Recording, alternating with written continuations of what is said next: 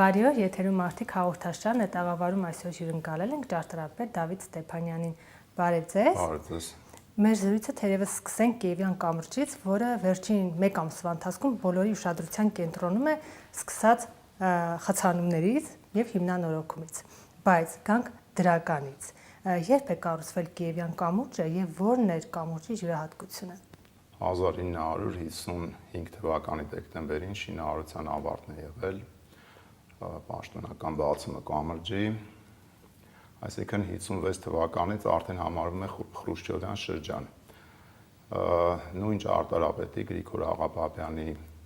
նախագծով կառուցվել է նաև Հաղթանակի կամուրջը 10 տարի առաջ դրանից Ստալինյան շրջանում։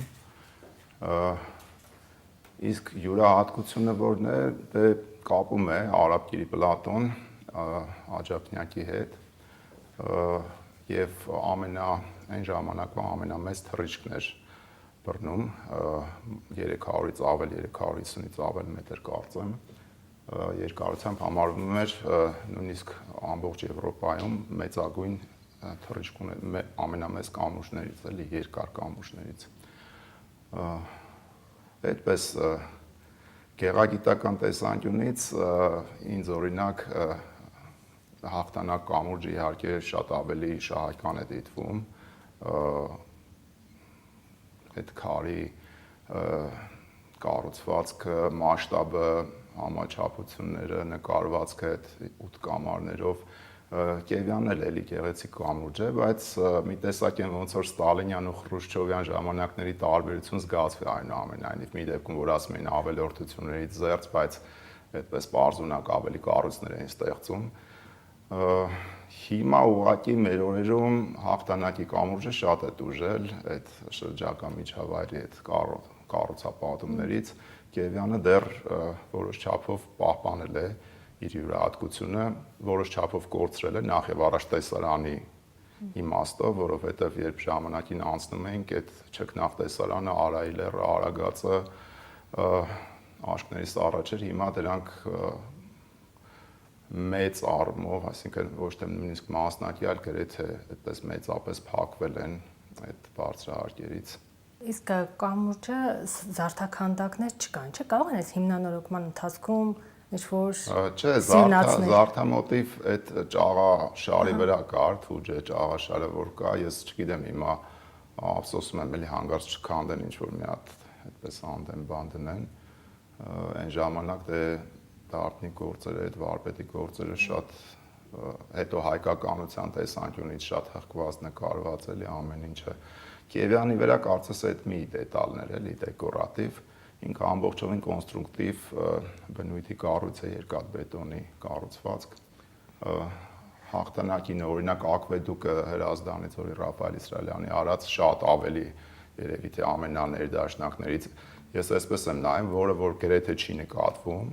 Ուրեմն այնքան ներդաշնակ է, որ բնության մեջ այնքան գեղեցիկ է դիտվում, որ չես էլ նկատում, աշկը անընդհատ բնության պատկերներին է գնում, չի խանգարում։ Իսկ այդ երևացողները այնուամենայնիվ մի փոքր այսպես ոնց որ մի քիչ կոտրում են այդ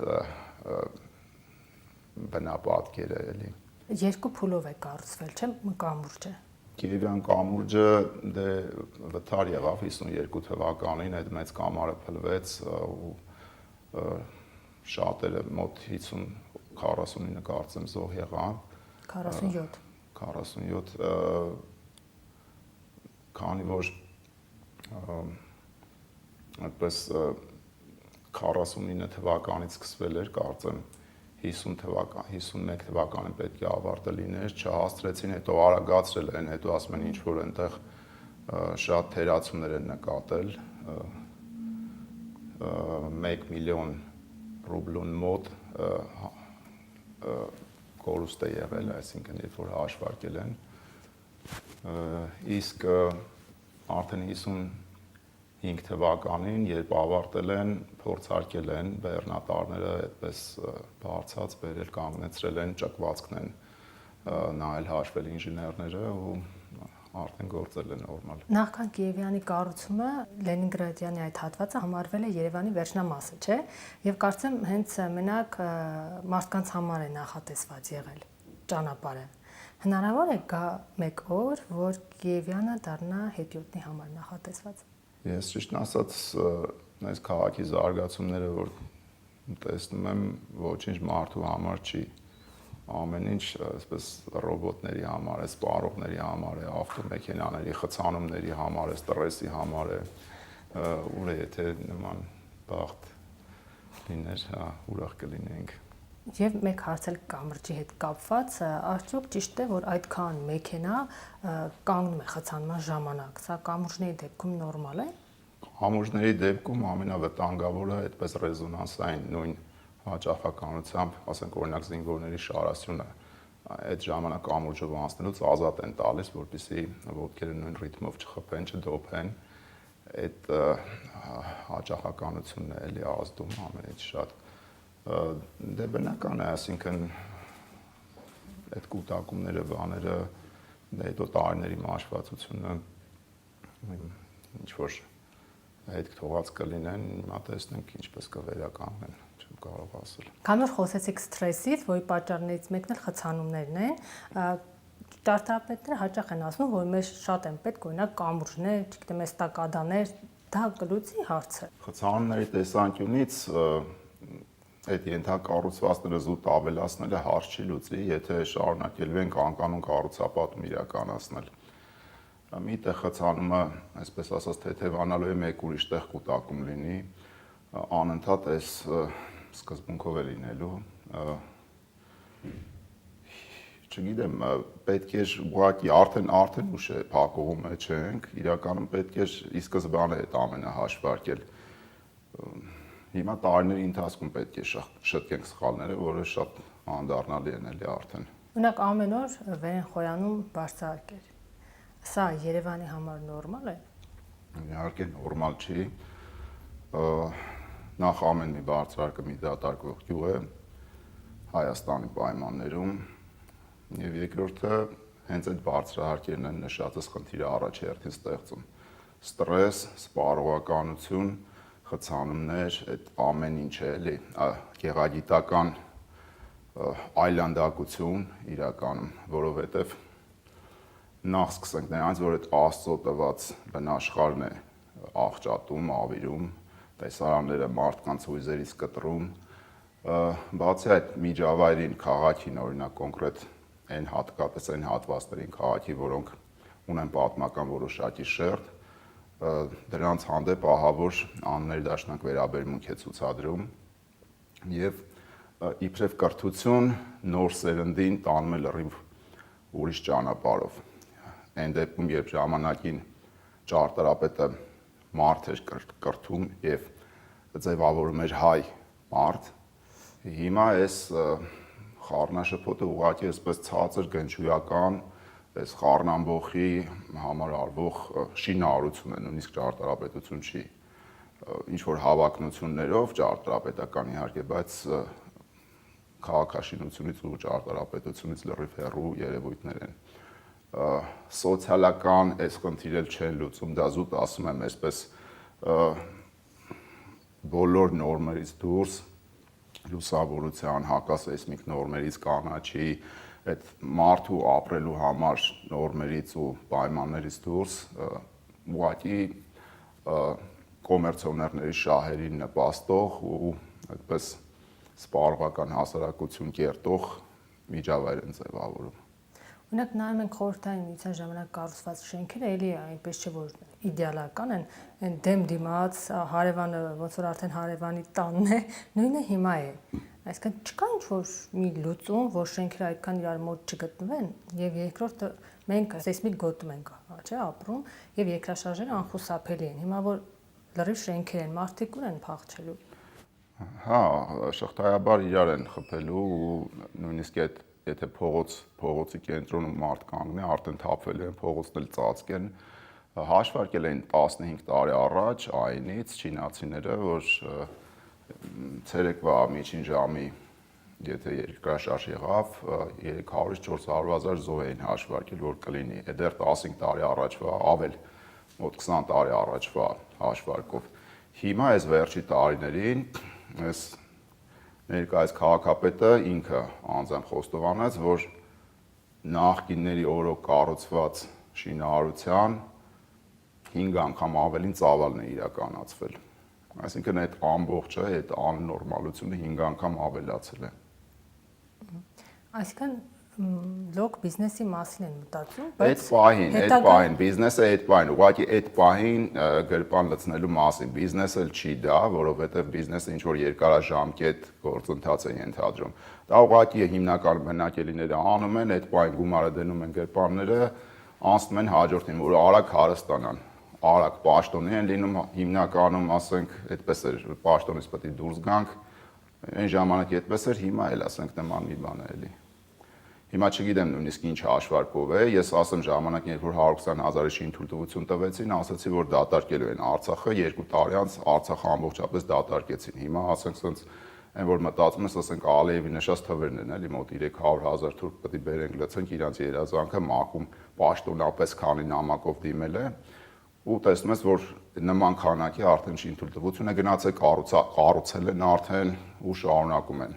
Այն որ ասում են Հայաստանը Սինգապուր ենք ուզում դարձնել, ինչ որ այդ երևույթն է, ասենք խառնամբող բերենք, լցնենք, ամբողջ այս սրբությունները ավիրենք, բաղի, որտեղ մեր հիմնական, ասեմ, արժեքը այս երկրի արդեն այդ միջավայրը չի, ուրիշ այդ արվեստ մշակույթ այդ ամենը չի արդեն գիտական ինչ որ ներուժի եւ այլն, որոնք ուղարկում են դուրս մեր տեղական մնացած ռեսուրսը, դա այդ Աստծո ստեղծած բնաշխարհն է, մեր հայրենիքի այդ խորհրդանիշներն են, որոնք եթե այդ ամբողջը պատկերացրեք փակվեցին մարդու աչքից հորիզոնից, արդեն էլ չես վայելելու, որովհետեւ կոնկրետ մոտիկից դրանք էլ են ապականված։ Աղբը բնության մեջ համատարած է, չես կարողանում ինչ որ այդպես մաքուր միտեղ գտնես։ Իսկ շինարարությունը դա այն աղբն է, որը տարիներով չես կարող վերացնես։ Այսինքն 100-ամյա կառնվազն մնալու է իբրև աղբ հենց բացահայտ, էլի գեղագիտորեն շատ ավելի ծանր նստվածք է թողնելու, քան այն աղբը, որը ձեռքով կհավաքես ի վերջո կմաքրես։ Եթե ճարտարապետները հաճախ նշում են, որ այդ նոր շենքերը ավելի սեյսմակայուն են, ինչ որ հատուկ զսպանակներ են։ Ավելի վատ, էլի։ Այդ աղբը երկար կմնա։ Այն լավ ուշարձանները կքանդվեն, անխնամ կմնան, այդ էլ երկար կմնա ինչ որ ժամանակ հա թեկուս։ Սեյսմակայունության հարցը չի, եթե ասենք մեծ ինչ որ խնդիր եղավ, բոլորը չենք իմանում, հաշվարկել են, հա, բայց ասենք ինչպես է կառուցվել։ Նույն Կիևյան կամուրջը հաշվարկած է եղել, բայց հետո պարզվեց ինչ կարգի խարդախություններ են եղել, ինչքան են, ասենք, այդ նորմերը խախտել իրականացնելիս ու այդ փլուզումը եղավ։ Իսկ հիմա ասենք 1-2-ը կարող է, ասենք, օրինակ խախտվել ու այդպես շղթայաբար ընկնեն իրար վրա, սկսեն տարբերությունները էլի հիմա 1-2-ն է թող դիմանան, ասենք թե։ Չգիտեմ, հարցը դա չի, նույնիսկ ավելի շատ այն միջավայրն է, որտեղ 100 տարի մարդ է ձևավորվելու, ամենամեծ վտանգը դա է։ Իսկ սթրեսից արդյոք մեզ կփրկի Աջափնյակի մետրոն։ Եվ ժամանակ դրվագային ինչ որ բաներ են, այդպես ինչ որ ասում եմ, հա, ինչ որ մի չափով կօգնի Աջափնյակի, ինչը որ կայսրության ժամանակ են մտածել, պատկերացրեք դրական ազդեցություն կթողնի։ Այս նոր ժամանակների այս մոտեցումն է, որ լրիվ քայքայում ու ավերում է։ Աջափնյակի մետրոն դա այն սովետի դրած ծրագիրն էր, ինքը կաշխատի, թունելը արդեն փորած է, մնալու է այդ կամուրջը երկու այդ հատվածները կապող, կարծեմ 200 մետրից ավել մի կամուրջ ստանան, թունել մետրոյի համար, այդպես էլի։ Բայց որ ինչ որ շատ մեծ հարց կլուծի չէ իհարկե։ Ինչ որ մասնակի մի բան կանի, հետո բայց այս տեմպով մի ուրիշ տեղ էլի կուտակում կստեղծեն, այդ էլ այլևս կարծես կդառնա սովորական մի բան։ Սովորական մի բան չի դառնում հին Երևանը, որ անդադ օրինակ փնտրում ենք չեն գտնում, բայց մոտ 21 տարի առաջ որոշեցին վերականգնել, հա, հին Երևանի տեսքը։ Ինչպես եք դուք գնահատում էլի այդ որոշումը, որ հին Երևանը արհեստականորեն կենտրոնում ստեղծեն։ Եթե այդ ծրագիրը նկատի ունեք Արամի փողոցի մոտով անցնող հին Երևան, դա բուտաֆորիկ երևույթ է, այսինքն էլի տենց խաղալիքային տենց ինչ-որ բիզնես ինչ-որ մի բան է, հին Երևանը հետ ընդհանրապես կապ չունի։ Ի վերջո Երևանը առհասարակ Հայաստանը ասում են թանգարան բաց երկնքի տակ, հիմա այդպես տնազային ճարտարապետություն է դարձել։ Նախ միջավայրում չի այդ կողքի շենքերը, բաներ, հետո իրա վրա էլ ավելացված այդպես ինչ-որ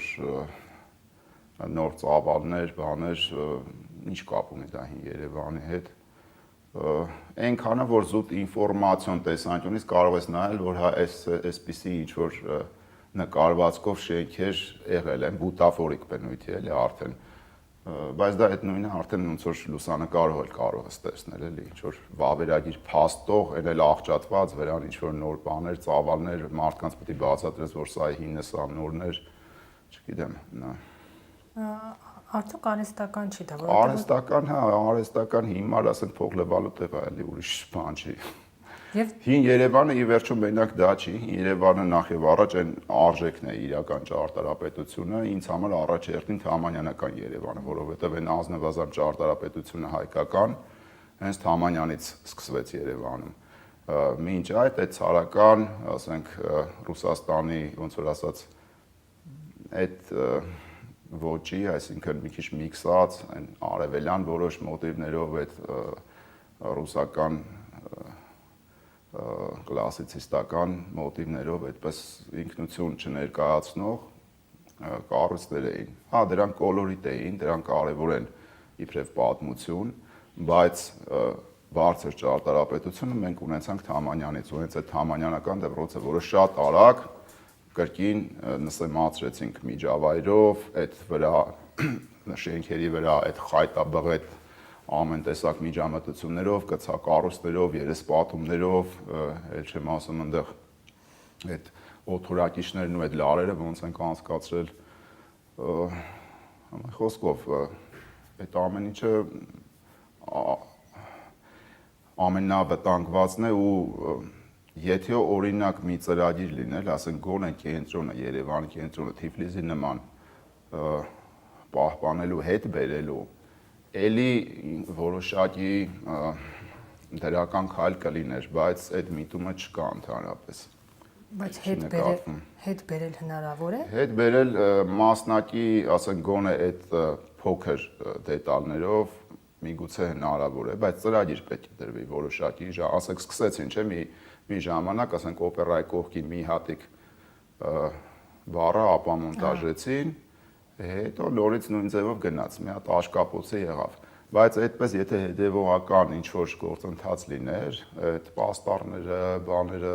շենքերի վրայով անցնող այդ ամեն ինչը էլի, երեսպատումները, այդ հրաշք տուֆի զարդանախշերով շենքի վրա, մեկ էլ ինչ-որ ամեն մեկը իր ճաշակով տարբեր գույնի երեսպատումներ, տարբեր նյութերով, չգիտեմ, այդ դեկորատիվ խնդիրը որոշակի լուծվեր, հետո կամաց անցնեին արդեն այդ ուրվագծերին, էլի, ինչի՞ չէ, աշխարհում փորձ կա, այսինքն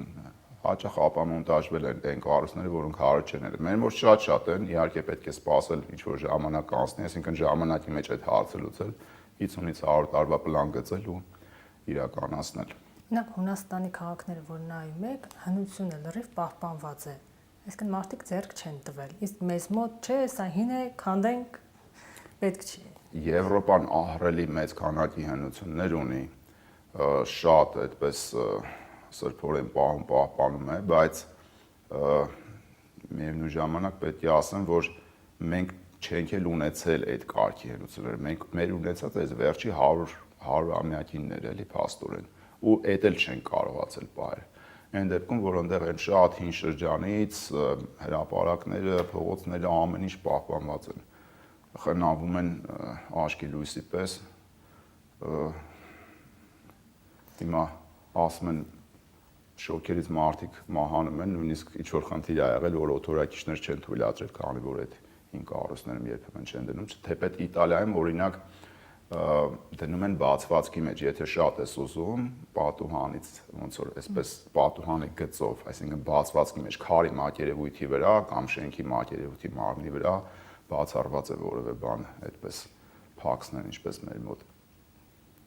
Ուրեմն այնտեղ եւ ճարտարապետները եւ հասարակությունը սիրում է իր մշակույթը, հարգում է եւ գիտի ճիշտ է։ Մեզ մոտ։ Այո, տեսեք, չէ։ Այս նույն աղբի խնդիրը, չէ։ Նույն այս աղբ նետողը մեր մոտի, եթե հայտնվի Եվրոպայում, ինքը իր ձեռը չի գնա նման արարք գործելու էլի, այսինքն այնտեղ միջավայրը արդեն ինտուիտիվ մարդու ներաշխարհում ազդում է ու տեսեք այս տգեղությունները ինչ որ այստեղ կայացրել են, դրանք ինքնին այդ որ ասում եմ ինտուիտիվ այսպես աղբի տպավորություն են ստեղծում, այսինքն այդ խառնափնթոր շինարարությունը ինքնին արդեն այդպես մեծացրած աղբ է։ Դա ինչքան էլ շատերը չընկալեն, բայց ենթագիտակցորեն զգում են, այդ մակարդակում զգում են, այսինքն չեն ափսոսի այդ միջավայրը։ Հետո տեղից իհարկե դուրս են գալիս են հրաշք տարածքներում են աղբը նետում, բայց ստեղի այդ միջավայրի ձևավորված մարդիկ են, բայց որ հայտնվում են իհարկե դրսում արդեն մի քիչ ավելի զգաստանում են, իսկ եթե տարիների ընթացքում որոշակի ժամանակ են անցկացնում, կարծես ավելի ինչ-որ սկսում են փոխվել մարդիկ։ Կոնդի զարգացման նախագծի հետ կապված ինչ կարծիք ունեք։ Դե ես չգիտեմ ինչ կանեն, ինչ են ուզելու, այդ արհեստավորների քաղաքը լավ միտք էր, առասարակ արժի պահել, Կոնդը էլի այդպես շատ այդ իմ ասած այդ բարձր ազգային ճարտարապետությունը չի իրենից ներկայացնում, բայց արժեք ունի, այդ կարող է լինել էլի։ Այդպիսի տարածքներ շատ տեղերում կան, այսպես հայերի համար, ասում եմ, մեր համար առաջերտին այդ ինքնություն կերտող ճարտարապետությունն է արժեքավոր, որը մենք այլանդակել ենք արդեն։ Դե Կոնդն էլ այնտեղ եկեղեցու կողքը ինչ կատարվեց Դվին հյուրանոցը այն ժամանակվա մի փոքր մասշտաբային գործերից, բայց շատ հիանալի հայկական կառույց ավիրեցին, այդտեղ շենքեր բարձրարկեր դրեցին, հիմա այդ փոքր թաղամասերը մասամբ ուզում են պահեն, դե լավ կլինի իհարկե որ պահեն, բայց չգիտեմ։ Հիմնականում Երևանի մասին ենք խոսում, բայց մարզերում հայկական ճարտարապետությունը պահպանվում է, թե այնտեղ էլ է նույն վիճակը։ Նույն վիճակն է, սարսափելի հիմա այս վերջի տարիներին օրենքը փոխել են, տվել են անսահմանափակ բարձրությամբ արկայնություն, մայր տաճարի հետևից բարձրահարկերը ծլեցին, Կարմրավորի հետևից ծլեցին, հենց անմիջապես կից, ոնց որ աշտարակ մտնում ես, արդեն դիմացը այդ բարձրահարկերն են դիմավորում, երկու հատ հենց մուտքի ձախ կողմում ու մեկը Կարմրավորի դիմաց, որ շատ այդպես սարսափելի տեսարան է ուղղակի։ Այդ մասին իդեպ շատ այդպես մոլորեցնող տեղեկություններ են տարածում, համացանցում գրում են տեսեք, մեր քաղաքը արդեն ունի բարձրահարկ, այդպես կարծես ներկայացնում են իբրև դրական երևույթ, մարդիկ առանց հասկանալու հիացական նշաններ են դնում, ուրախանում են, չեն հասկանում ինչ է կատարվում էլի։ Նույնը էջմիածնում, նույնը օրինակ Եղվարդի խճուղու վրա այդ Արայսի սարի դիմաց էլի բարձրահարկ են մխրճել։ Հիմա շատ այդպես աննորմալ է, այսպես ասած ճակերտավոր սինգապուրիզացում է գնում։ Որպես երիտասարդ ճարտարապետ ունեք մտքում ինչ-որ նախագիծ, գաղափար, որ կցանկանայիք իրականացնել։ Շատ կցանկանայի ես ամեն ինչը ինչ-որ հրաշքով վերացնել, ինչ-որ հրաշքով նորից այդ մեջ հին քաղաքը վերակենդանանար, այդ խնդիրները մարզերում ինչ որ արդեն ստեղծվեցին ու շարունակվում են ձևավորվել, կասեցվեր, այդ ամեն ինչ, այսինքն հավաքական որ նայենք, այդպես դրվագային ես ինչ որ նկարտումներ չունեմ, մենք ինքներս, ասենք ճարտարապետներով, եթե որևէ բարեխիղճ ճարտարապետ ինքը ստեղծագործում է դեռ, ստեղծում է մի փոքր կղզի, որը ընդհանուրի մեջ մեծ առումով հարց չի լուծում։ Քաղաքաշինական ընդհանուր զարգացման սկզբունքներն են, որի գլխին կանգնած է միշտ պետությունը։ Այս այն մասնագիտությունն է, որը պետության անկման եւ զարգացման հետ է իր տատանումը ցուցադրում։ Շնորհակալություն։ Ես եմ շնորհակալ։ Մենք զրուցում էինք ճարտարապետ Դավիթ Ստեփանյանի հետ։